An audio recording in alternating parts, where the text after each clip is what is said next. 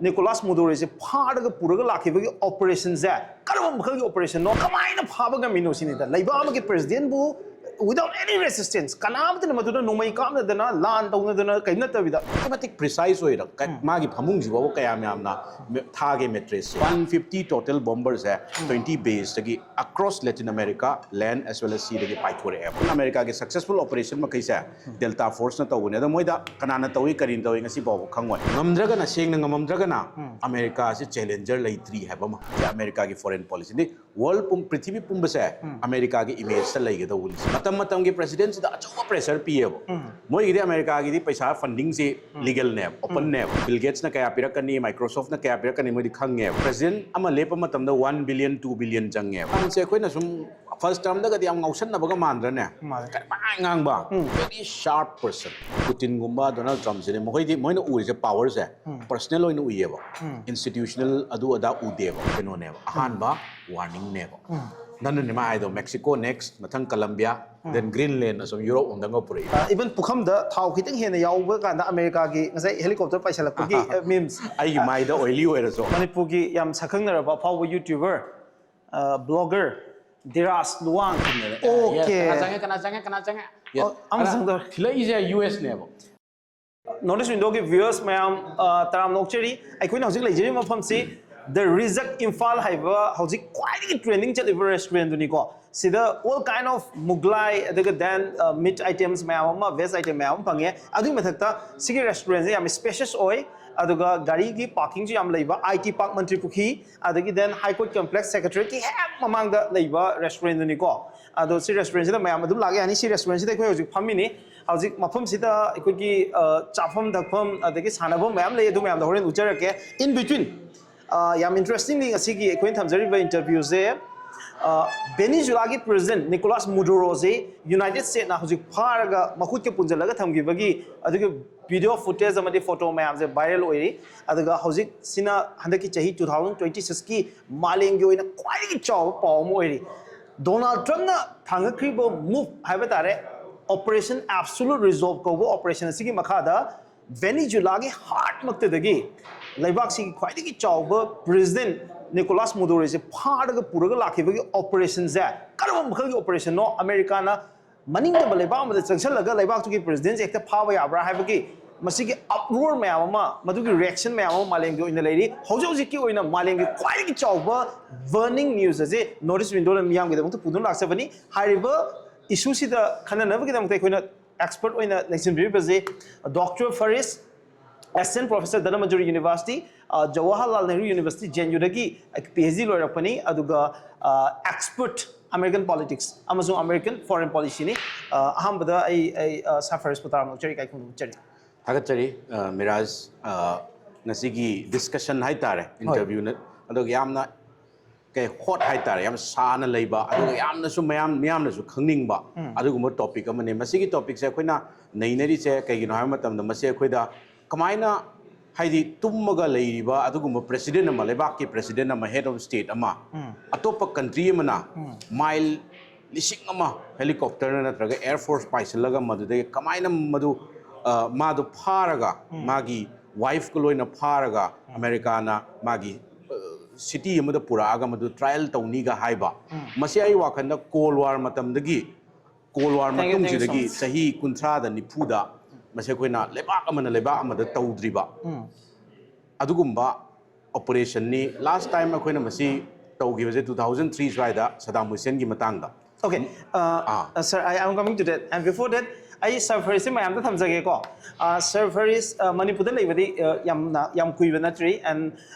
national amasung international media da Manipur macha amana habadare international media da global political issues singda interview lawba discussion yawba prime time discussion yauba have a yam equate me missing yam it's very few and mayam to give manung the haidare I know Uzavadunico the leading figure adugo Manipur yam nahasu weva adugumba strategic analysis money adugo foreign policy the international politics the tatana national media international media mayamana featured or wadu misak amani ko notice ndo the lakpi bidong thagachari Manipur the lerambagi dong to sok thoksa poi adugo sir yam chaw questions mayam hangi sir na ha highlight of bigre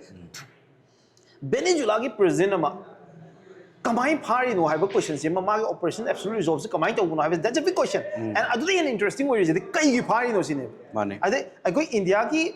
India ka Bangladesh ka relationship yam strain way. Ado Bangladesh ki chief advisor ne le ko Muhammad Yunus ke shu India na phag have ke ATM le ke Sri Lanka ki le ki de Pakistan ki le ki de but why United States na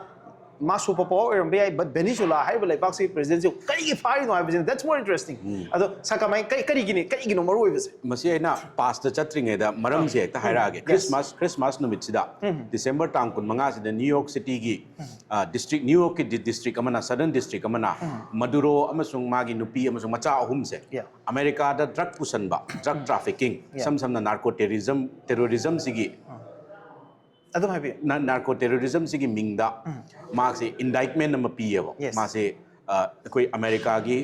kano mi sing se adi citizen sing sida national security threat ne na masi yamna critical oiba pot ne aduna mase American soil da magi national security threat oibani mana kano da leibadagi America gi drugs makai je pusalaga America gi youth makai je mangal le haibagi pot sine aduga top charge sama drug na tamam jo weapons sing simamde mana cartel zima ming je cartel de los Santos ka hai cartel of the sun zaina masi magi mamang da leramba magi predecessor Hugo Chavez hai yamna popular over India da la ma JNU da 2005 ta lak pa acto welcome to ba adugumba uno thing ai makti thing how de man khoi school tamni 2005 okay 2005 sida ai sum wari taja bani madugi photo ga theatna yam popular oiba adugumba communist leader ne ba mahak siga torga cartel lamas minus same me do cartel sing asi phawa American kanosina evidence amata piba ngamde ba lei haibase no cartel sigi through the drug karbar se tawhallaga maroina America gi charge ni ko America da cocaine gi amasung drugs ki kano makai je weapons mayam se piraga makhoi gi regime makhoi gi sit je adum president oiraga leibani haiba charge se masi su but charge se adu lere to wudu masi charge se achumba charge nati aranba charge ne abadi the world lost Prithivi puna mona khangi and aduga sarna su ya bine na kale masida aikoi the petrodollar haidana posak makak aikoi na worry is some when we study about this issue Venezuela ki president ka ye fakir no US ka Venezuela ka ani sigi marakta leiba yanadaba gi mono contention je kai no harakanda Venezuela itself se Prithivi da petroleum reserve hai tare crude oil reserve se world da quite yamna leiba 17% to 20% phabu oigada global crude oil reserve se Venezuela da lei habani it's more than Saudi Arabia da fangi do mo hen do sigi sida petroleum yon bagi currency se koina petrodollar hai dana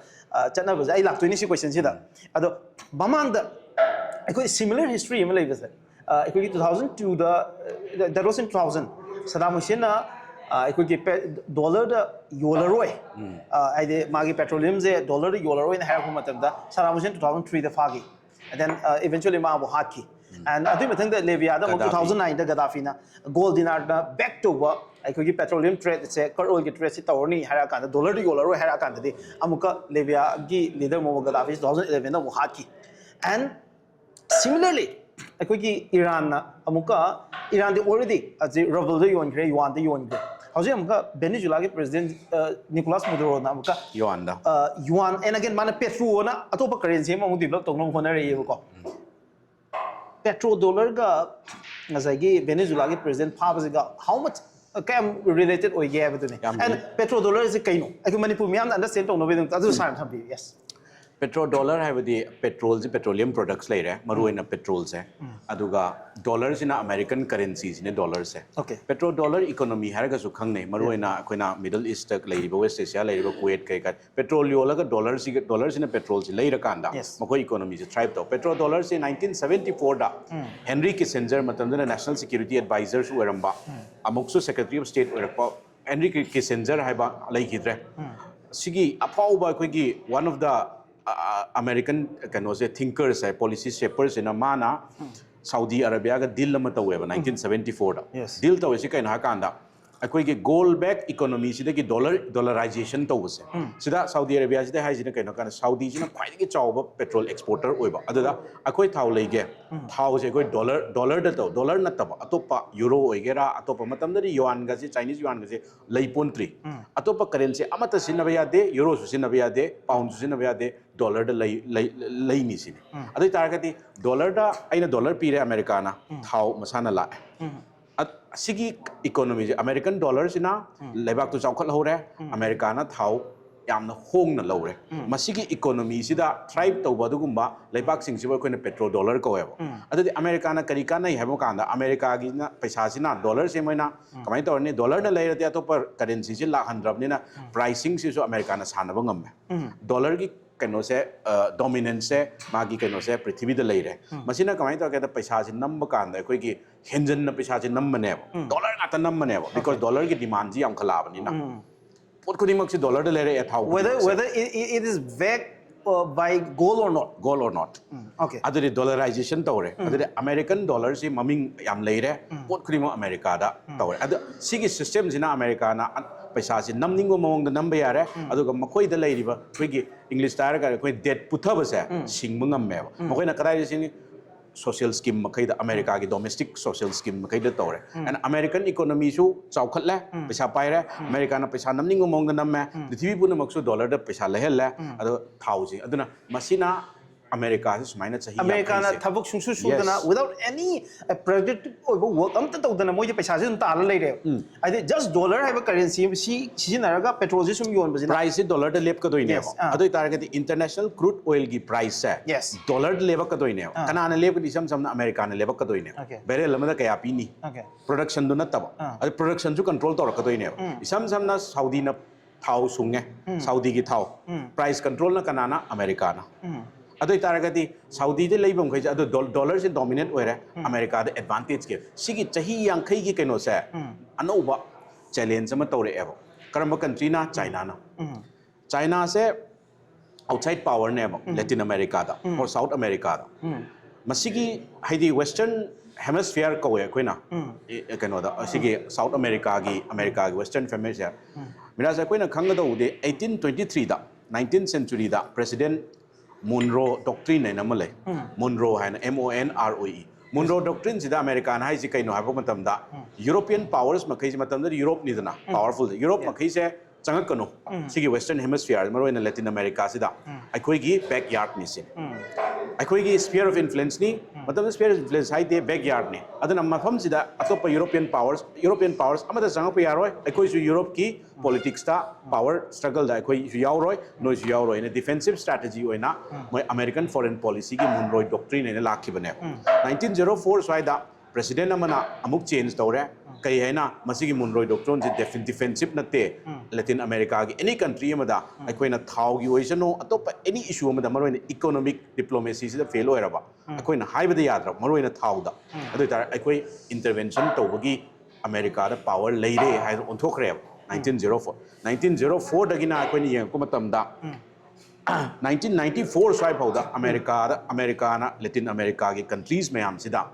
41 times intervention indirectly or directly 41 times sida that 17 times directly 17 times directly aduga atai sina indirectly including some assassination attempts okay sir what is yam nuai gai sida sa kidang precise na khar changam je sa ko so what was nasai petrodollar ki issue sina one of the biggest factor ne hai Venezuela amadi US ki ani ki conflict sida ado to the extent nasai ki Nicolas Maduro phau ki chang di yosele ise yamna United States desperation na malai rabra kai what was it China China sina aina China hai sina kai na ba kana masigi Monroe Doctrine se masi akoi gi sphere of influence ne have never changba ya de have ai gi area ne have never maram di sigi region se ai gi region gi ningthau se lion se ai ne have never atopa competitor amata changba ya de akoi gi sum animal kingdom da so lion gi territory se tiger gi territory se moi mark tawe tiger sina ma pi tawrani ma manam da sigi area se ma mark tawe lion gi su ma gi lion family sina mark tawe sida atopa lion na manatra atopa sam ma hato ka ne Sigi sphere of influence imperialistic power singing asi dagi na centuries kaya ancient time daso medieval time daso modern time daso tactics changed the way la eba sphere of influence Americana sphere of influence 1823 Monroe Doctrine se la crebo 19 Cold War period for 1958 tribe sorry 1998 90s tribe Venezuela haiba country se adi America ga yamna mari jet pa America ga kaisu problem leitaba adugumba country oirammeba Hugo Chavez haiba nupa se lakpa matamda the most popular ma se anti America gi kaino se lakreba adai America na noina aikoina haiba yadragadi adi isa han da thau neba because as usual Venezuela se am tang kaino tawjage Venezuela se sai miraj na 17 to 20% of global oil reserves in Venezuela da lay yes number 1 oil reserve laiba 300 plus billion barrels neba moigi oil reserves se sigi oil sika tan teba problem se oil is the biggest thing yes natural gas koigi minerals ma kaise iron bauxite nickel diamond yes loi laiye gold is the largest reserve laiye so gold diamond nickel bauxite sugumba iron laiye Chinese companies in Chinese na America ge economic supremacy ji tanara ko matamda China na thau si madi important oire aduga atopa minerals makai si jo mokoina explore to pa me aduga masidegi kanaba logo pa me Hugo Chavez lakpasida Hugo Chavez ki communist ki magi ora se American capitalism si changal laroi anti America oire means thau pira roi hai ma lakpasida adudi US na nang sanction tawrage sini moidi yadra di sanction tawe yes Russia da tawri hojik Iran da tawi sanction tawdrene yes sanction tawrakpasida sanction tawba haisida bu ngasai gi trade to we are doing adoi taragati alternative ama Hugo Chavez na thirakpa kana kanano khoi gi paisa pibe ngam bai khoi de invest taw ngam je China la okay 2003 swai dagi China na kan investment Venezuela da taw okay oil sector khatang na taw aduda sida hojik na kamaina expand taw re ha kana military weapons paw military advisor ga se tharak tana ado China khatang gi the tea is very good how the coffee siam hawe we siam hawe okay bon China kai richly snow hai yam pazai cup and all na cup yam pazai pinkish color ko aduna marak kaino tore aduna amai tore pazai wari yam nungai ji kai ra kana China sina ngasai gi US ki magi sphere of influence regional power se masi usit thoi da bani ne laure okay America na China sangsalak pase mere abstract na teva ngasai gi usit thoi da ba hai ji kai ha kanda China ga Venezuela ga gi marakta leiriba akan ba kaino se China sina 601 billion neva Latin South American countries sida investors haidi 1 trillion economy that's a big number 1 trillion economy oina bo honara pakanda momo or malene sam how dorida 1 trillion economy Indian economy honara pakanda chai kya changi decade kya changi India 1 trillion economy se 2 trillion trillion gi tangkhai ma 60% se region na ma adu so America na sum amagi sumang ni hairi si steam momo idini ko chicken oidira chicken ni ko veg flavor do lei ko Laini, okay. Adagi then, sina? Veg roll oidira ko. Slice adum ka apira po male ko. Thank you very much. Okay. Ngam how do male. Ngasai wari mayam se am tin nuai ni ko asan lebi mayam se but wari su mayam sa doi ne momom chage ko momom sa biro adai intervention mayam se wari loi khangning ne ba ado mayam su loi lihaning ne ba and beyond that I think what ko pusaning is na ngasai petrol gi matang di memes mayam bai loi se memes id even pukham da thau khitang hena yaw ba kan da America gi ngasai helicopter paisalak gi memes ai mai da oily oira so thau khitang le ra de hekta America sang selak gi adagi then koi gi Telangana do sengtok na ba do Telangana hai state Telangana thau kam le gi na Donald Trump na hangka da tela ji thau na te ga hai bi do ai sigi memes me ama America na he chang ta ra ga di madu resource khar le bi gi na tra thau le bi gi ni hai ba je sigi sida sigi memes ki trend je kamaina observe to masi kaino ne American history is the sarcasm ne humor ne sarcasm humor ani mak ne depending on the meme masi kaya myam chung ge hai matam da Iraq ta tawe thau Panama da attack tawe thau Libya thau ai sum nei na ko ai ne MPhil tam mi ngai da ko gi as a senior research fellow in MPhil da 2000 sai tara muki mamang around 2014 jai wari na ina MPhil da SRF ina train tawzari ngai da American Studies Department special sida ai tawzai abo masda ina paper ma khatang i abo paper sida America gi magi intervention se masi globally masda Latin America South America si su yawe mada aina sum nei na matam da maram ani khatane man intervention tawri se han mada economic side sima haidi US ki koigi magi economic interest for example Venezuela gi oil US ki kitang chumakada pot amasu layeba haidi intervention du support taw na taba Venezuela justify taw da Venezuela factual kharani Venezuela gi oil industry se chawkhala ko discover taw badagi masi refine taw pagi masi ki stage process se American companies ma khaina ne not Chinese not Russians not Soviets American companies ngakta ne Yanaramidana. Hugo Chavez Lakpadagi regime change Toropada Yanadaki Yanada. American companies Makadi capitalism Nidan America. Aduna Matamatangi presidency the Achoa pressure PO. Moigi America gidi Paisa funding say legal name, open name. Kanana Kaya Bill Gates na Kaya Pirakani, Microsoft na Kaya Pirakani Modi Kangev. President Amalepa Matam the 1 billion, 2 billion Jangev. Sima Kaijaka American companies Makaini Maru in oil companies Makaise. Makoi makai pressure ne ba amrom da moi da chummi se kai no da moi sagala ko Venezuelan oil gi industry sagala ko American companies makai ne hundreds of American energy companies mayam na tie up taw ne aduna hekta China di yon thoki ba adu su competitor amada adu su reason du gi natab America da how dare you have a question in ne yes how Venezuela da America je oil reserves se moi haidokte sum khanga ga di Venezuela the American oil reserves in Helambus Yari. America has received hydroctrine, more explore tawdri. Futuristic when it's a Chamaleraga, Mayam Kangakanda, I put Hokani Highway Mong level. Other America is a kind of off chart thumb level. America, how the car labor gira moi pesa by the way, not table. How did how guinea futuristic never. Kaigumba Chinese influence Makaisin Ein Habido. Venezuela the 105 billion toll level China. 2016 Baugi Wari Nico. Around 24-25 the Hen Tatola money. Venezuela economy is how the Kaidagi technology from Hawaii is Venezuela the Moitor. I think it's ZTE guy like Highland the Kaida. Six Chinese company Atane cannot. Chinese ki economy si kaino economic integration the Venezuela how katanatev everything ne hojikti military power si US na sumpam pam de okay on that note kailang nuwar pa na haidara I academic discussion ni aduga again it's very serious aduga sir da ina yam credit pigeon ninge je sir na yam line na bo na ba nuwai na bo na ba je ai sir da credit pininge sir yam interesting oi bam lei je yes those who believe in liberal oi ba world ma ta thaza ba thamba equality the justice the hoi yam na di tawrasi ko yam tawrasi okay this is too much fries to ama khatang thambira okay yare so one is thank you so much okay si mathang di thabira nu ko okay adu kai no kina explain do biro mo sina la chaparatha la paratha ko sina chicken masala sina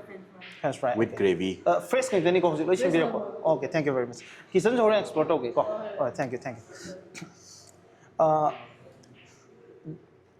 as a man who believes in justice, equality, liberty, adu the thas of me moina, laibak am sovereign nation amagi luching mama papa I'm strongly condemn it. Okay, chamana na I surge to birong na kaniko. Mayam zulo intong na but interestingly, Venezuela ko ba world natural resource say equity untapped natural resource say number 1 ne na high laut country makak ne. Sugumba laibak amagi president ama atopa country mana war declared tawdana military strike khara tawraga yam clean swift farga pukibagi operations man operation absolute resolve kana maming thon ba Donald Trump na operation mamang da Bin Laden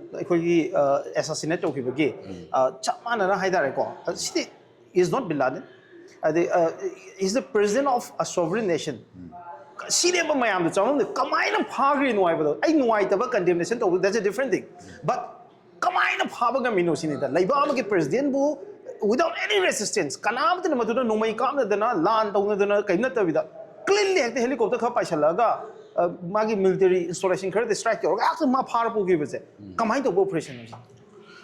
US की Delta Force है से आई कितंग समलबना हाइगे delta Force है जे क्वाइटगी secretive ओइबा मोय navy सिल सु लेको Yes. याम secretive ओइबा अदुगा पैसा से अरे बंगई थादबा मोय पैसा बजट कांग्रेस नै नदे मोय थादबा पैसा से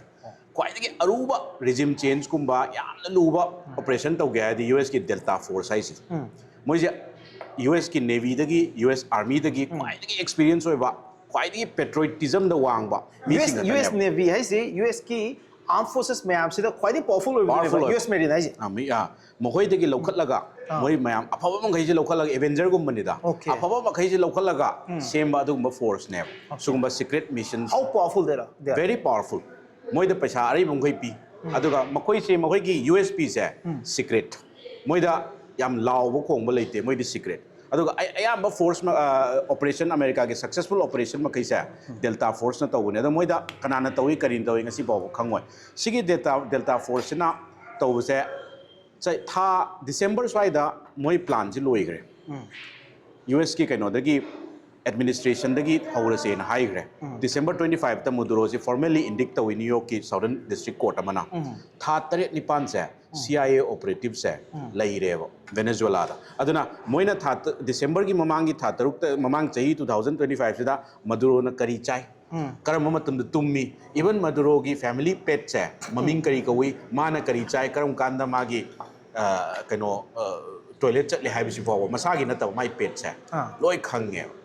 The most interesting is kamai khangi na kana Venezuelan gi magi secret service president nga iba secret service hai tare ne security guard tagi natraga armed forces tagi compromise to ra have a big question am la ye kari gi no mayam saung hang nari kari gi no ha matam da madu yaudana America na CIA na natraga atopa American intelligence agencies na asukematic precise oira magi phamung ji bo kaya myam na thage mattress se si bo information ji leiram mi for months 4 months, 5 months, 6 months. Aduga December da finally to we are abra haise president na ai hairakke loisal loi December da moi loisang gre. Sigise asukematic secretive oi bane. Sida akoi ni interesting oi ni yengi ji kai no ha matam da asukya secretive oi ba kai no se January tang ahumgi pung moi gi time da American Eastern time da 10:46 da America president na White House da phamaga horo ai gre. Mase yam important oi je ai kai no da ai na sum newspaper da kaida adagi information intelligence information da pa matam da kamai to ge da America gi akoi ki kaino si ki base Latin America gi manakta leiriba American Air Force base makai se sidagi 20 separate base dagi and land as well as sea dagi 20 base dagi aircraft se chama yang khaine pai thore ise masida America gi F-22 jina quite sophisticated oibane steel fighter ne F-22 se masigi generation je hojik China Soviet Union na masai Su-47 ne na aduga tani compare to ngam after F-22 F-35 F-18 F-16 F-15 aduga koi gi B-1 bomber B-52 lo yaure sida 150 total bombers hai 20 base tagi across Latin America land as well as sea tagi paithore hai paithora ka na marak te helicopter ahumla some say ahum ne hai anira helicopter ani sina chinuk helicopters hai koi gi blade ani pan ma do mamang maning bang chinuk ko hai sige navy gi helicopter sina sorry air force ki helicopter sina toraga armed forces ki national security guard ne adagi air force ne American air force ne American army ne American navy ne pullaga joint operation ne delta force ne lead toraga aduga changsalle aduga kano mayam se mile se pairaga helicopter se sida gi 100 feet katang pai hai 100 feet ai ji yengone 100 feet se helicopter asuk yam lumbu na pai ne 115 aduga akoi besina air force F-22 F-35 sina question no aduga guard toraga manung sida haidi helicopter ani duneba Maduro ki compound changdo doise downtown Caracas capital si quite ki downtown oiba expensive oiba mafam du daneba moina drop torse kano mathak sida chat mathak sida aduga changa ka ma se safe room da Donald Trump masana haibane safe room ma da chenchen ge tawe bunker gum mom da chenchen ba je hangda hanga makong ama kanjala thingma ngamodra ba delta force na phara purak pane ada yam kano interesting oi resina mana select pado Nike fleets gray machu gi haitare si gi gray sina ta gray machu gi but that was a gray yes gray ne gray ade si su gray ni dana ranong gray si natte ba nate gray ma gi gray machu ma ade ma sel ise gray machu gi fleets Nike fleets se ko slim gi kai ne ki ta ma de excel size ta hojik si kai na ka Amazon da adai kai da sale ne sales adugi trending quite Trending oiba quite oiba dress adu oireba adu Nike da de mu kanare Nike fleets that's an American company largest the global largest company in terms of apparels ko adu ngasai gi humor ama haitare swaida Nicholas Maduro je hauzik si ma prithvi da haitare ngasai gi Che Guevara gi na power ai global resistance ki imprising gi mayokta leiba adugumba symbol amu oirakpagi mami ma ai most of adu gi sele ba mayam do ngasai gi chapana ba ideology do American imperialism gi neo-colonialism gi mayokta moi gi hegemony gi mayokta leiba American to we are have gi adu feelings to leiba missing ne secondary je adu ne trending oi je kai feel do sir haidi dress to na rai oh dress to mana signify to any kind of symbol ma maduta yam kana symbolize tori magi mana selak pada pha selak pada to ka na mayam duna Nike selam ya buda Nike ge sel hengat pe wani maduta Che Guevara ga keso mari di leina de ma phai hai budu gi magi keno do adi madura na New York ta kai mafam da lei no di exactly khangan de mana leiba matam da ma do keno to roi lawyer ma ne ke ga hai ma give up to roi adi lehori ba vice president Delcy Rodriguez so magi VP ho do na hojik in charge adu release to ro ga na adu sige American gi hegemony se koi pam de American nam pu to se pam de ga hai aina haining ide ama point ma miss to ri di asuk yam na complicated oiba haidi openly la ine ba amarom ahing oira ga su yes pung tarama thoi swaida moina hai gre adu ga pung ahum swaida moi je Venezuela thado ga international water yo gre then 2 hours 2.5 hours manung da operation ji loi shalli ne Venezuelan armed forces ki radar do na kamaina still fighter sing da so yam still fighter do kamai tawrin but Venezuelan air space ta la ka do ni la ka adu ko yam close oi ni country du de khoi lam macha na te chau lam ni chumra kamaina no sinida adu da akoina question tawre ise kaina ha kanda moi gi radar system je Russian nama Chinese ama Chinese ki radar system aduga Chinese company singa kamaina adu akoina question tawningi sai ni am interesting oina hangningi sina operation sindur tawu matam da de Pakistan ki radar system dane Indian armed forces ki kind sorry air force ki helicopter kind sing air jet sing do phai hai adi Pakistan sing the Chinese made ne wa adu ta ga the same Chinese made to Venezuela da America na changba ka da detect to ngam dribra na trang ngaman dribra adigi air defense system lei yes air defense system lei rather na detect to ra ka air defense la ka do na detect to draga di air defense so activate to we are oi da ai na ning di question se Russian da suni Chinese da suni Russian gi sit question amai hojik la ie ba Russia se indirectly US na tawdori si khangaga swap agreement nama tawbra Vladimir Putin president of Russia ga aduga Donald Trump president of United States ki marakta haidi indirect understanding swap agreement ma laina brasini that's a big question Ukraine da nang kuchu khulai pi bale po tam lo thokro because Ukraine che ai sphere of influence ni nang area natte Venezuela Russia gi close ally neba Soviet Union matam dagi Cold War matam dagi adoi Venezuela se pau gi matungina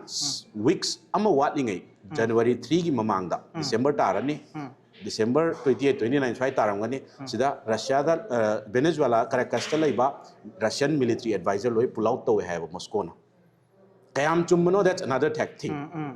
adagi hack attack to baga Vladimir Putin wa ngang dev marang nahan foreign ministry wa ngang ba hore January ngasi January kya no 7 3 day attack to ni ayukta adoi taragadi aina question hangningi na both Chinese ki sina ngamdabra detect tawba that means Chinese ki weapons hai China as a rival to the American dominant supremacy in military China as a rival kaya miyam na gap lay riba no haiba ma Russia da hangningi sina Russia ki sophisticated military makai do madun su kai do wai tawdri no si question sina Putin ga Alaska da moji unai ba Putin Alaska da lai Trump na Washington lakte ba Trump ka unaki ba moi ani se swap agreement na mulai rabra hai se masi kai no ka New York Times ta asi news am la ba matam du gi ekoi gi 2019 gi wari ni 2019 da first term of Donald Trump 2020 na 19 da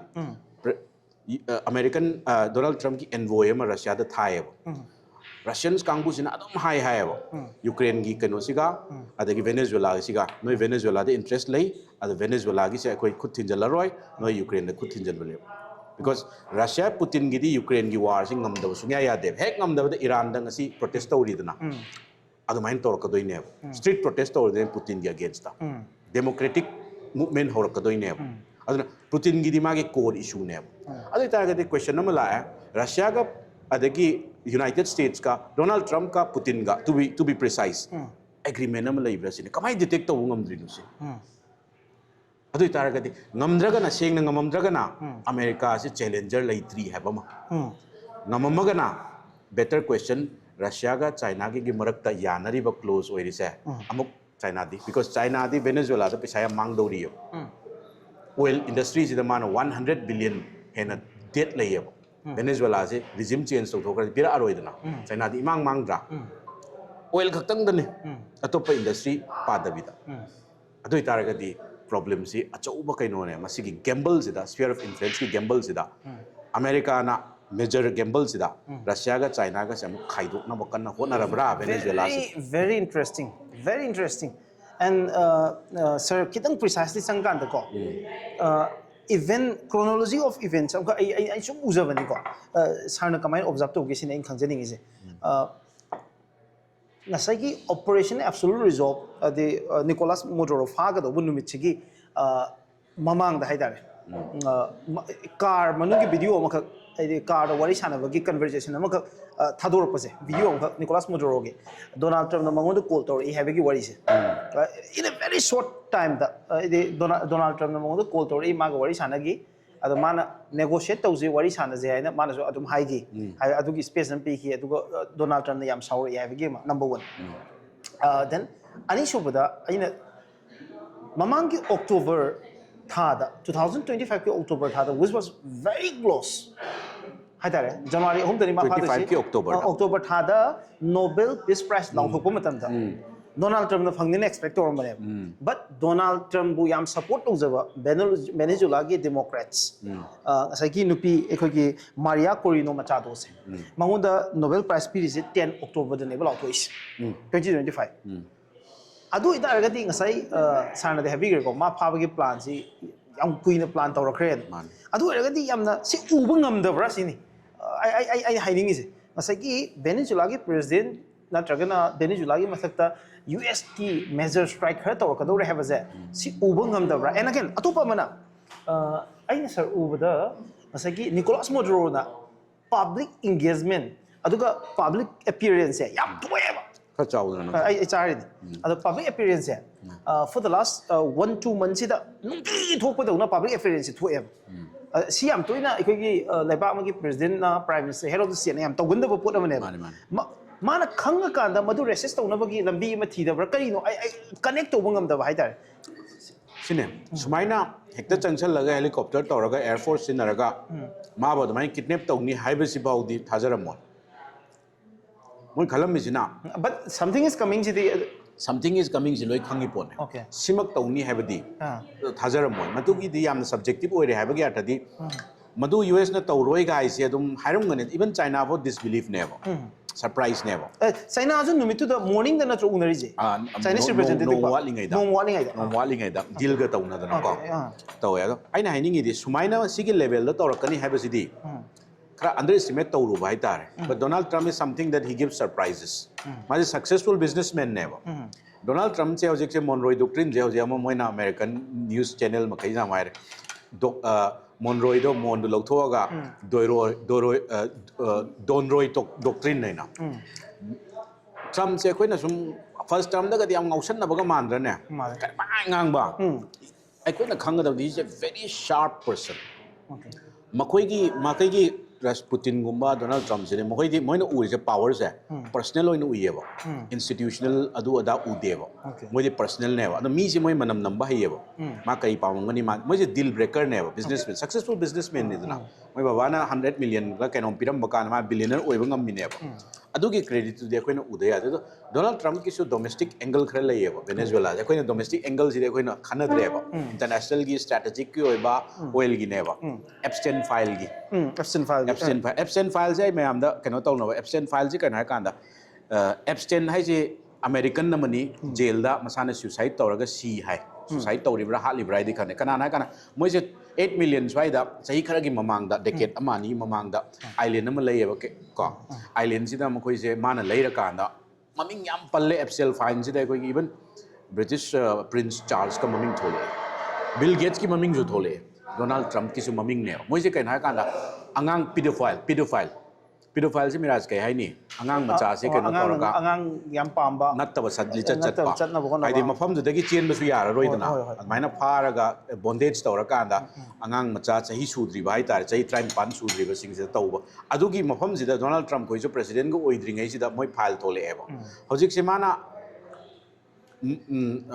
magi second term sida adui file namjan nabo nabakanda opposition kangbu sina file se putho file FBI director Kash Patel do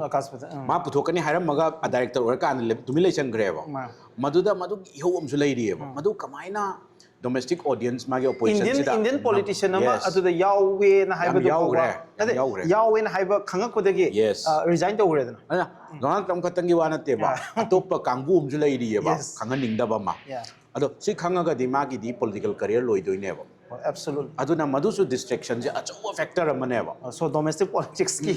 achawa okay adum mafam lam guding makta tawri distraction gi achawa phone hojik adu ngata wari sare aduna FCL ki question hangu da ngau tar FCL ki issue du ga hojik Venezuela ki president phaba issue ge de beyond comparison ni narrative se kamai same ge diyo ne drug cyber issues di internal security issue ni dana America ki internal security to national security on thoi neba trafficking hai yamna cross border trafficking adu ada se kamai national security oi doi no ado yam haina Donald Trump na mado national security on thokre ba hojik ti ma sathiri sina kai no ha ka anda ai koi drugs ki phabani do adu haidre direct ai koi oil gi ne na ma ngang extra iri ni ne direct ma high grade hai di pretense to udreba direct high reba kari no ha kanda 30 to 50 million barrel America da pira ani adui paisa duna Venezuela ma the US ki people ki nam ta ga ma direct ne ba direct atai na lola ga in the name of freedom in the name of security am high dre ma do direct ne ajo oil si direct ne high direct ne okay yamna interesting way sir ko adu sana ju puthupir mayam je wari mayam ji the chatring ni mamang da aina amakha question jani apose yam critical oibo question ne when it comes to petrodollars kai no high grade sir na ko explain to we global oil reserve yam leiba mafam sing manung da Russia say no longer dollar da magi petrol je trade to oil je trade to ruble da to and then yuan da to adagi now Venezuela Iran sigi high except Saudi Arabia aduga Gulf ki laiba khara natana oil trade to reason je ayamadi loinamak se aikoi ki non dollar currency am da to yuan gumba ruble gumba to when Russia stopped trading on dollar, I think then Iran should leave kraba, Venezuela should leave kraba. America da cam trade with this in support. Magi dominance so paisa na nidana military power hai se paisa do na thadar aga nidana 600-700 billion da do 100 billion dadara adi karamta American soldier winning roy chumbra American military dominance so crumble ta udoi ne paisa yaudana America is anarchy on doing never. Oil, big business companies, MNCs, magai sauraka doing never. Funding to doing never. Hiding it, I am so that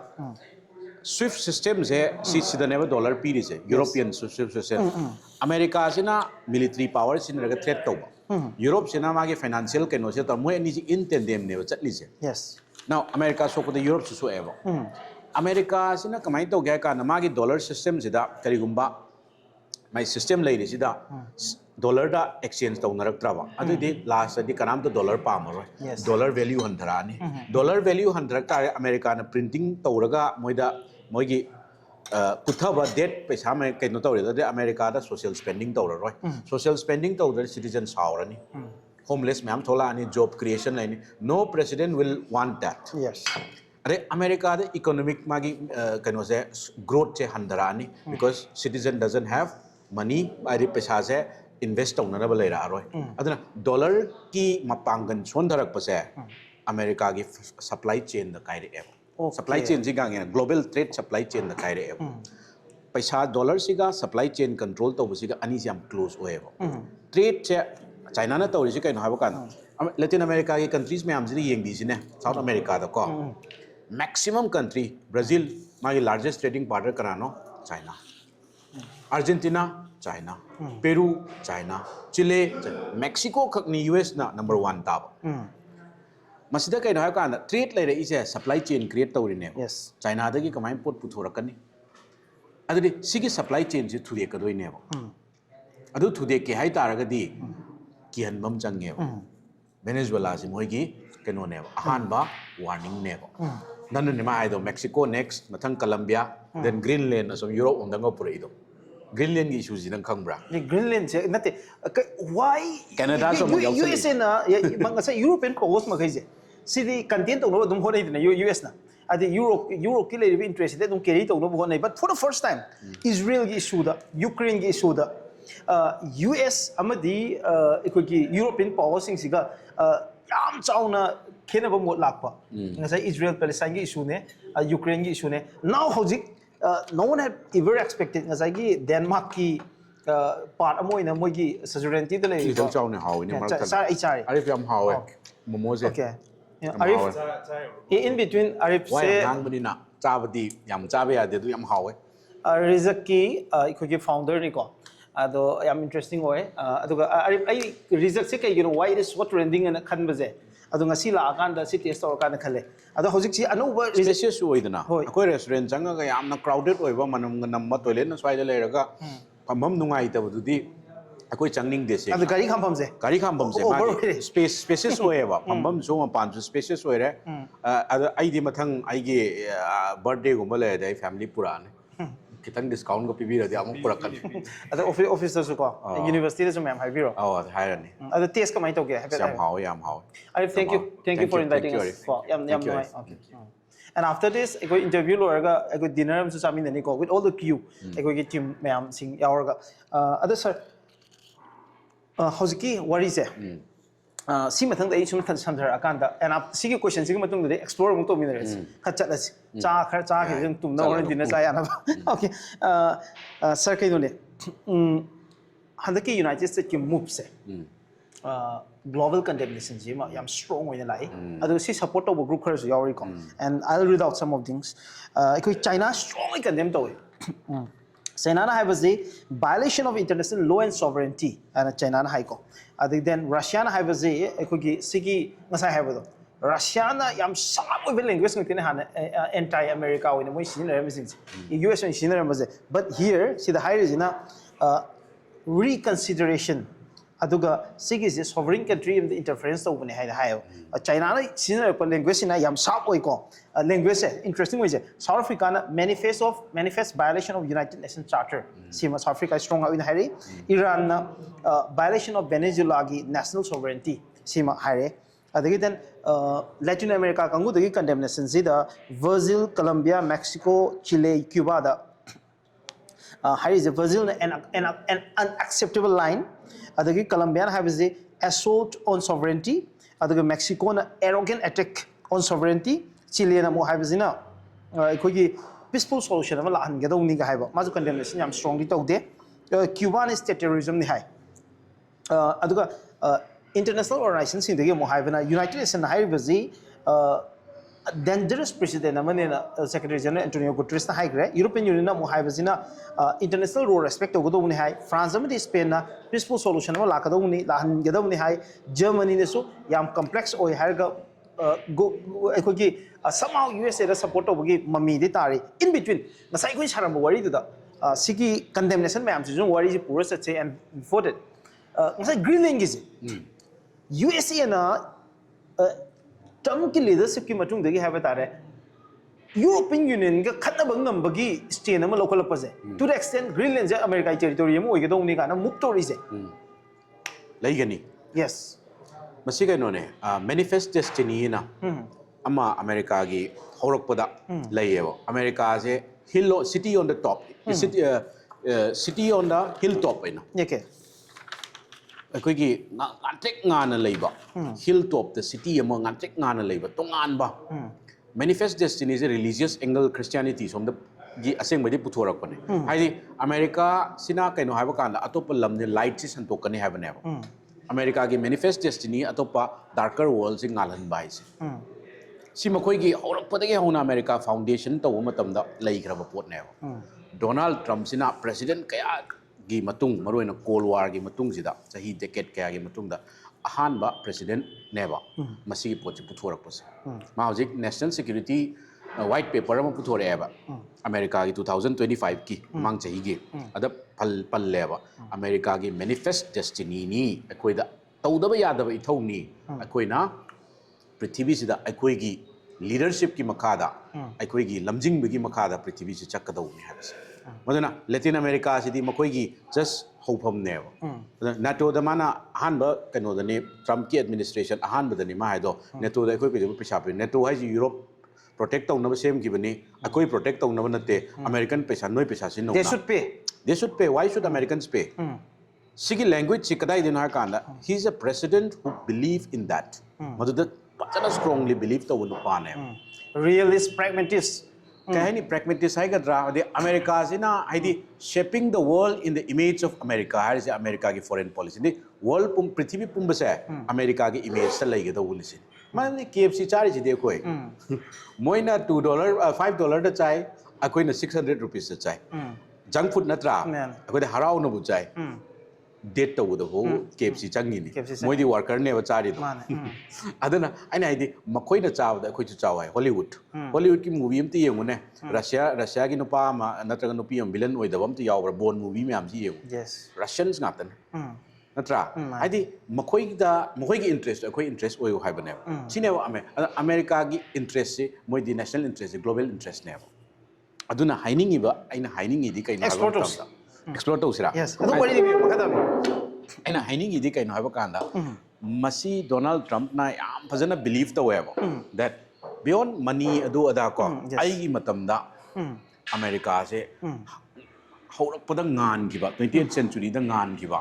adugumba mangan do ai da piram ge sine da no country will ever be challenged America gi hegemony usit thawai da tawgano hai bane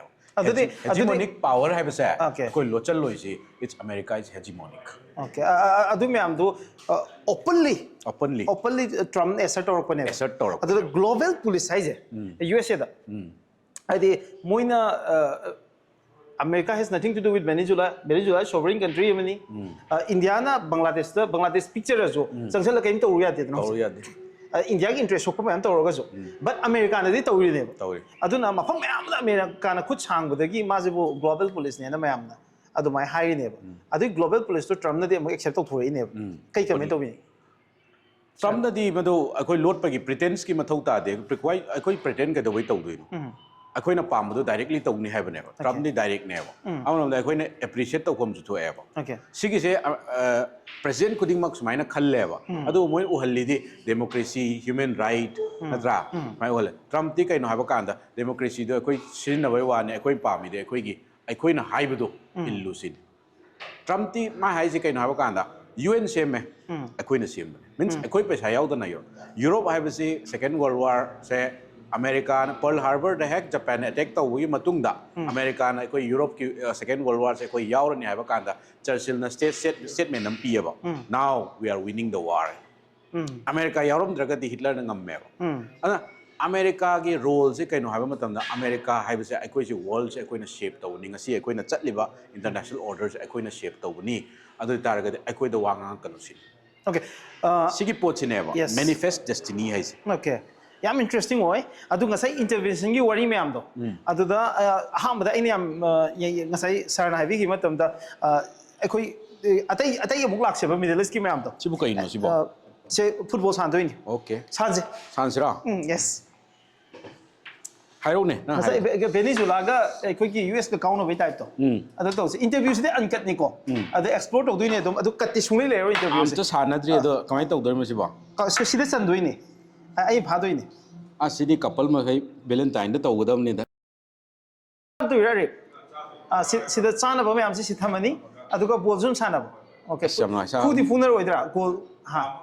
nam okay that's interesting okay saram to kaution biro Vladimir Putin gi kano ma kano yengu ne ai goal chale ko white ki kano oi bane ba my table do am sang mani sidina swai mo leader se swai phamin na roe ba maton the pham ne adu yam ma ga nakna leader sing na nakna famina ba ko ge hoi ya mana pan phaman ga ne ba adu di langa asu phangdre na adu nate France ki president la kan da ko edi Emmanuel Macron ji la kan da yam sumai la na famina ye adu Ibrahim Traore la kan da di amuka maga yam nakna famina ye yam sumai nakna mane adu ge amuka ke ko ge then ko ge Imran Khan la kan da di nakna famina idana kai gino se kamai to no it has something to do with diplomacy over optics ni kai no okay mayam da uhalli ne samna da prime minister Modi chatpa matam da Vladimir Putin ga Putin na kat car thore mamang da phamalli na maning da aya mana formally maning da phamna banga ta ne wa adagi North Korea gi Kim Jong Un na Vladimir Putin do ma city tour ga tawidna adi atai mayam gi leader do degi akhoi ani ne hen nakchan nei do ucharin optics ne wa adi social media gi matam ni na nahak se aina seriously lowe ta ine wa adi seriously loi lowe super seriously lowe ta ine wa optics ne politics ki part amane okay and then ngasi gi chega kitang ni mari nei na so Ukraine ge Zelensky la kanda Donald Trump tau bi do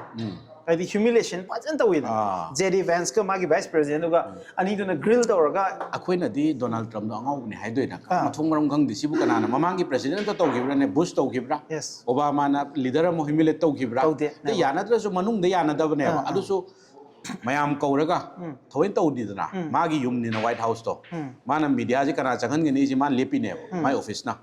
adu te thoi to gen to ri ne ba akhoi angau bo inui dina adu ne bai na sai hai do Russia ga Putin ga Donald Trump ka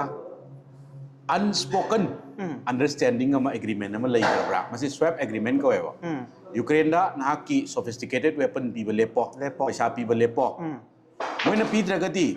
Germany na pi rasu Russia na ngamme wa US ne moi ki sophistication Russia na match to ngam dri ewa maroi na paisa se paisa di Europe ti am pi roi dana America pi paisa ni dana adu question amadi sir lai understanding ne but there's one question adugi oithokpa lei taragadi kaigidamakta Putin da badu play to ma le ba ide ekoi Donald Trump na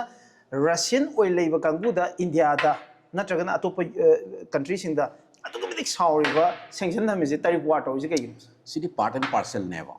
chaurak pa de khoi je anti Russian ni but certain particular area da han ma sum aina article do paw matam da sigi proposal se Russia da American kangu da lak pa ne ba diplomat kangu da ya deva 2019 da gi ne ba anu bu natte ngarang nan haira ga thama ni natte 19 da ne my first term da second term da na sogala se second term da yarak pagi mong ne so siso question ni ko ai madu concretely hai bangam ai na di kari gi da bakta radar system amta nongoi amta su kapu da na okay chum rain hai sa Russia Chinese ta do adu gray area me am de lei adu ne ba adu question to da ya deva ai so with a question mark ne PlayStation ne se khoi gi Manipur gi yam sakhang na ba phaw YouTuber blogger Diras Luang adoge sina ekoi gi notice window gi manager telaiba graphic designer ko oina work to ba adoge then ekoi gi na manager oi bi ni hojik se sanari ba game je kai game ko ge si bo ha Tekken ai to siro okay kana ngam mi ge okay ado arif si paid oi doiro sanam se paid oi doi ne ba ngasi ge ekoi di free ni nate okay phagi to generally customer sing do adi hourly 120 okay adu na tra hourly 120 where the it's yamna nominal hourly 120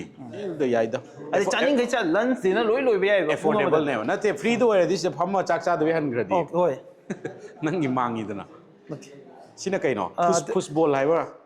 football ko tai ne mera na white pair ke ai white pair ge se yamba da lei okay da lei sir da lei ball di kai no here's the ball okay adu ai horage adu di horage ai de yodo man ai de som da san ge dong ni ko ai na som da san da sto re ne amta si inshallah okay okay oh okay oh okay I got it oh sorry ayya goal of chale anyway coming back ꯑꯩꯈꯣꯏꯒꯤ ꯉꯁꯥꯏꯒꯤ ꯈꯟꯅꯔꯝꯕꯁꯦ intervention ꯃꯌꯥꯝꯒꯤ ꯋꯥꯔꯤꯗꯣ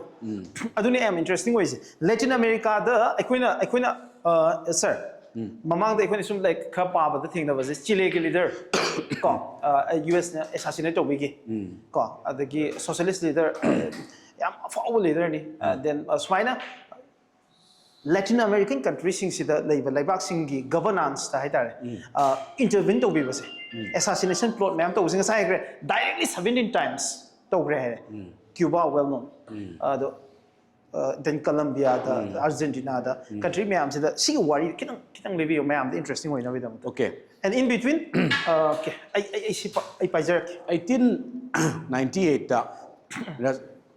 1890 I say hydring da military something singapore later okay international system da koi na sum ta ko matam da ne ko yes sir system never system means international kano se never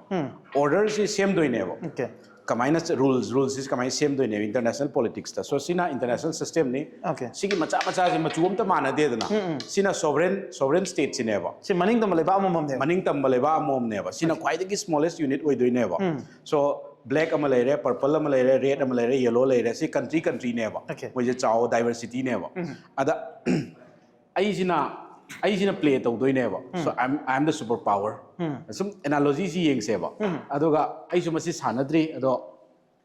kitang smai toraga sineba ko adana si country ani si yaina doi never this is power politics ada sida changba kangbu si changan doi never changan la kan tuhan doi never adana si this is power politics analogy am to we wan si toraga tak tinne okay kana changa am sang do thila is a US never si US ne strikers thilli bai sanari bai si US never thilli bai si US never mas aseng bai di masu part am oi doi never tabu play ma mathak te sanari ise si ko ana masu si oi doi never aduna nasai gi play se mi na di sanadoi ni dana si gi se international si toraga si country ma kai se yaina halini okay yaina aduga kwai de gi kan maduna survive to doi never aduna kwai de powerful oi ba okay oi doi never sum ai sum ning sing ak pani da very interesting adanga sa intervention gi se intervention se ai nga sa haiba data do 1898 ai 20th century horom dai swai dagi na 94 pogi data never ada moi 41 times indirectly ada khwaidagi kanoi ba handaki Venezuela gi president Maduro capture to wasi gi khwaidagi nakna example se Panama gi sineba Panama sida US na 1989 orangani 1989 if I remember correctly ada hojiki president se Nigero se US na kidnap to chak manana ada ahan Panama gi se aina hainingi di ahan manatebo Venezuela case se Panama da kidnap to rakanda US na Panama se occupy to web aduga Panama canal se moina control to web okay aduna aina hainingi di moida either yarakta ba ma moina haiba se yarakta ba ma aduga aduda khatane moina aduda intervene to hainingi di moina haibu du yaw haibane yadaba ma kai se next in line America na punishment to ni haibane okay so global police ni regional police okay. So mamangi interest oiba example amani nang nai nase nasagi Iraqi intervention se Iraqi intervention si equigi weapon of mass destruction lay haidana adugi narrative ama equigi Tony Blair ga George Bush ka moi ni na matam da frame to rakanda even United Nations gi against the power hai tare ko changsalakanda Iraq situation gini Saddam Hussein had gini but the question di nasagi it was not about nasagi weapon of mass destruction gi nati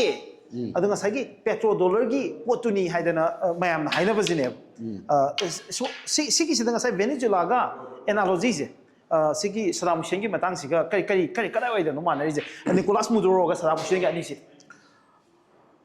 manari si kaino haba kanda intention je akoina yadaba mi akoida maroina thau ke ka pirak thau is pesani dana major factor thau oibe wani thau khatangi na teba thau khatangi matamdugi president American attack to na teba personal regret yaweba maramdi 91 gi Gulf War da president George W Bush ki mapa se president neba yaiko yes masida akoina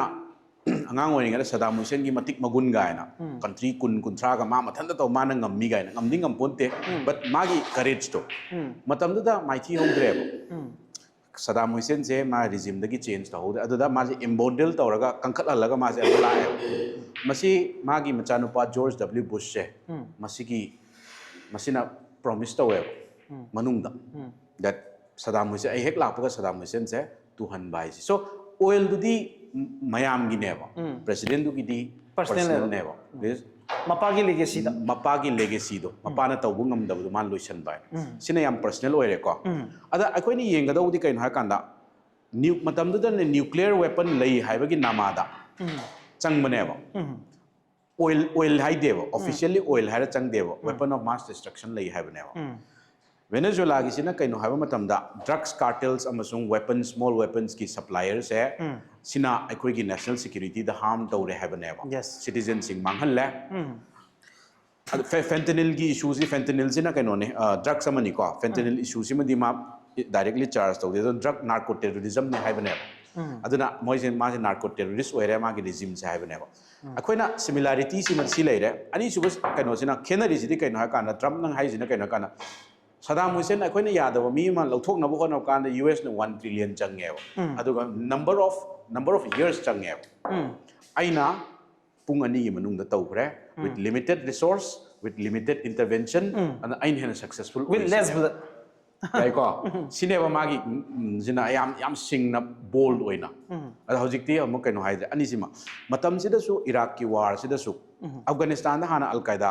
tawne na 2001 da changbane aduga Al Qaeda defeat tawbasidi adi Taliban defeat tawbasidi Afghanistan da tha khara da dum surrender tawgre 2003 sida except blood kaino natana Tony Blair natana allies amata haide it was also a surprise attack suddenly Afghanistan dagi jet che Iraq om da high gi bane Tony Blair katani yaba security council members sing da yad France ya ki devo Russia China of course yadre Britain katane yaba aduga Germany ju vehemently as a non permanent member in the Germany European allies ngaktani ko Germany Japan UK thadoga amata yade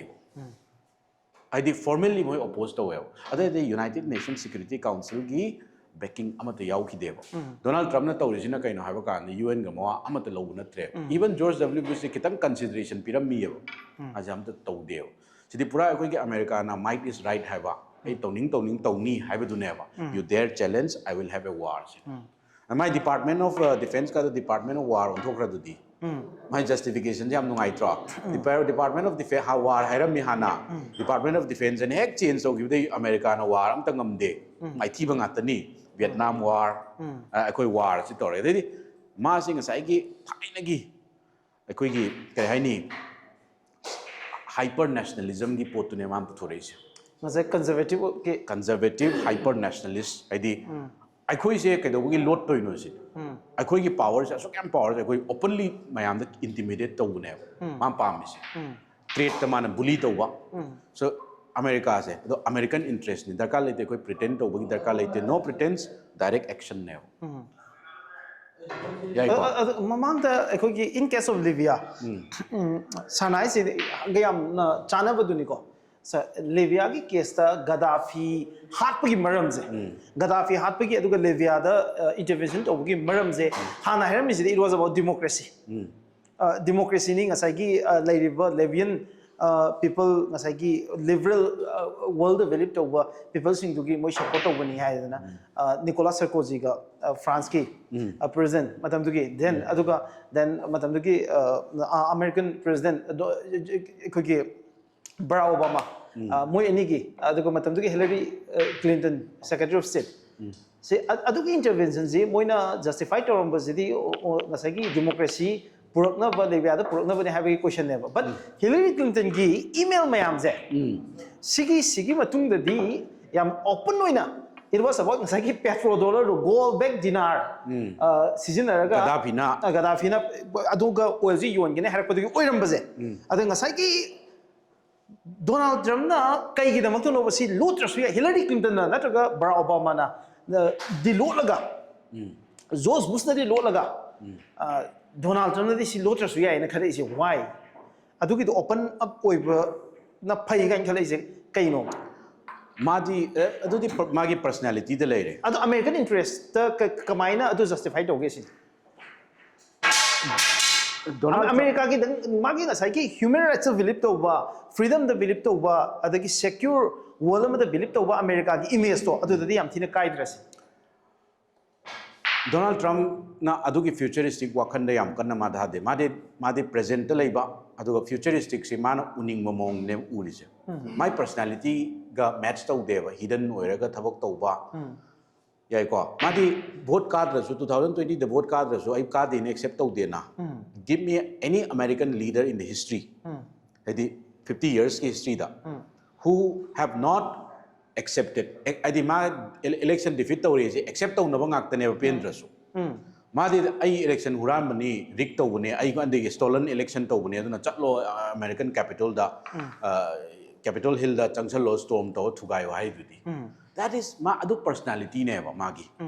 exception taw taw de ba ma se magi personality di inbuilt taw ra abane ba aduna akhoi na gyan ta ga taw de America da lady leaders hai power se understanding se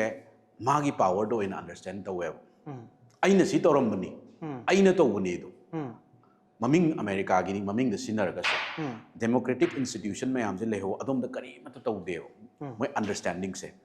aina to buni ado ai matam da si toram mani ai matam da si toram mani se magi image si ga personify to web magi state ki pose personify to web Donald Trump understands power in terms of personal engagement personal power however this is exactly Putin is all about so yamna maru question what there is aikogi starting with John F Kennedy America gi president oigena khanba mi singsina president oidringai da they had a lot of promise mayam ama aduga hanagi magi state structure sida mana critically yengam mayam se sigi state structure se ma yaning de even Donald Trump he was adamant about the deep state involvements anjin singang la khibnu pa ne ba adubu US ki ngasai ki governance administration sida once president when sangragadi mana ngasai haram mayam the ring gave up the way ji even akhoi ki Barack Obama gi matam da ma hai ni US ki criminal justice system je racial way na ma hai ni adubu mana sanga ka da kaim to ngom khide adagi mana ngasai ki US ki state structure je Donald Trump adagi then akhoi ki Barack Obama akhoi very recently yeng matam da after Bush ki matung la kan da critically yeng ngak tane Joe Biden how state structure je adum khara critically yeng ngak tane but moina ngasagi administration ni ta changraga di kain to ngam de ha question ama thogle eba ahum on the program de na in case of Donald Trump da adu ubra magi president mana dream to huma am do magi earlier projection me am do loina ma implement to ngam me na khanbra kamai khale sir moi di macro da yang kaneba election campaign da di micro da la kaneba okay aduga moina administration paira kanda macro level da la kaneba macro level da la kaneba Donald Trump na ugado si mana adu tauba ada tauba do micro ta kraneba mana hai da me am su tawri si di my election campaign da Venezuela attack to ni hai ki brane greenland losan ni ka so hai deba yare ko adu di pot hai da pot su ma taweba hai ba yad da bagi aduga hai ki pot me am su tawroeba adu moi mamita kamai yeng ai koina moi ki shoes da changa ga moi ki perspective to ubam changeba masi Donald Trump ki wana te any politician moina oiroi da ba pot che moi haijel level maram di public tadi loi shape to wodi yad de na adu ki issue du ne very interesting aduga nasi di ekoi first global politics ki ko ahan ban ekoi khanabani aduga the reject restaurant da ekoi gi Arif you please ko am talak pi ko Arif sida phangi je ke no kita restaurant gi je koi je maroi na Asian cuisine ga kino ga Indian cuisine ga ne ko Indian cuisine ga ado nangi maman je am hong ji ke affordable way se mayam na affordable heli ne kidang I a restaurant with the kind of luxury that you have ko sigumba luxury level restaurant sing the maman ji kitang di tanggal level ko nang na sida piri je even double digit or so I 100 tagina 240 marak tang ate ne ba most of item ams sine inclusive way re ko I GST ado inclusive way re okay sida 100 tagina 200 ayam ba se yeng sine sida yeng se ko sida fangi ba item ma je so 100 to 200 ko se sida 300 yo ba amani yawi ko and sida am hongwen gre da re se Asian dishes yawe adagi momos item ame adagi chicken curries yawe biryani yawe momos so hawe beef dishes fried chicken soup salad spring roll and I strongly recommend I could serve am recommend to you sida ngasai momo to budra ꯑꯩ ꯀꯩꯅꯣꯗꯤ ꯆꯥꯍꯧꯗ꯭ꯔꯦ ꯔꯣꯜꯗꯤ ꯆꯥꯍꯧꯗ꯭ꯔꯦ ꯃꯣꯃꯣ ꯌꯥꯝ ꯍꯥꯎꯋꯦ ꯃꯣꯃꯣ ꯍꯥꯎꯋꯦ ꯃꯣꯃꯣ ꯌꯥꯝ ꯍꯥꯎꯋꯦ and ꯑꯩꯅ ꯇꯥꯖꯕꯗ ꯍꯥꯏꯇꯥꯔꯦꯀꯣ chicken items ꯌꯥꯝ ꯍꯥꯎꯋꯦ ꯍꯥꯏꯀꯣ ꯑꯗꯣ ꯑꯩ ꯃꯃꯥꯡ ꯆꯥꯔꯨꯔꯦꯕꯀꯣ ꯑꯗ ꯍꯥꯏꯗꯣꯛꯅꯤꯡꯗ꯭ꯔꯕ ꯍꯥꯏꯇꯥꯔꯦ ꯆꯥꯔ ꯈꯪꯒꯅꯤ ꯑꯗꯣ chicken item ꯌꯥꯝ ꯍꯥꯎꯋꯦ tandoori is very good okay ꯌꯥꯝ ꯍꯥꯎꯋꯦ ꯑꯗꯒꯤ ꯆꯥ ꯌꯥꯝ ꯍꯥꯎꯋꯦ ꯆꯥꯁꯨ ꯆꯥ exceptionally good ꯌꯥꯝ ꯁꯤꯒꯤ ꯆꯥꯒꯤ ꯇꯦꯁꯁꯦ ꯃꯅꯤꯄꯨꯔꯗ ꯄꯥꯛ ꯐꯪꯉꯣꯏ ꯑꯗꯨꯒ thank you Arif thank you so much ꯑꯩꯗꯤ ꯃꯌꯥꯝꯗꯁꯨ ꯍꯥꯏꯔꯅꯤ ꯑꯗꯨꯒ ꯀꯩꯅꯣ ꯁꯣꯝꯒꯤꯁꯤꯁꯨ ꯁꯣꯝꯒꯤ ꯂꯝꯕꯤ ꯄꯥꯔꯀꯤꯡꯁꯤꯁꯨ ꯅꯨꯡꯉꯥꯏꯔꯕꯅꯤꯅꯀꯣ okay ꯃꯐꯝ ꯂꯦꯟꯗꯃꯥꯔꯛꯁꯨ ꯌꯥꯝ ꯐꯖꯔꯦꯗꯅ SBI ꯂꯩꯔꯦ triple IT ꯂꯩꯔꯦ न्यू सेक्रेटरीट सोम न्यू सेक्रेटरीट लेरे अदु सेक्रेटरीट की मोदी ऑर्डर लौगी जो हायरकनी लौब्रा याम फरे कनो okay thank you Arif thank you all our waitress ko mayam aduga ngasi sab topiba aduga sir ju lakpi bidam to thaga chari and see you again sir thank you very much